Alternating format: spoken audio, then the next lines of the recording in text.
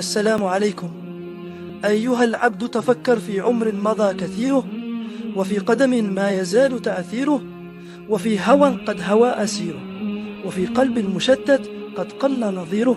وتفكر في صحيفة قد اسودت، وفي نفس كلما نصحت صدت، وفي ذنوب ما تحصى لو أنها عدت.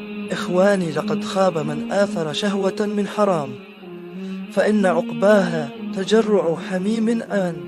وخسر والله من أطلق نفسه فيما تريد، بعد أن سمع الزبانية وأغلال الحديد.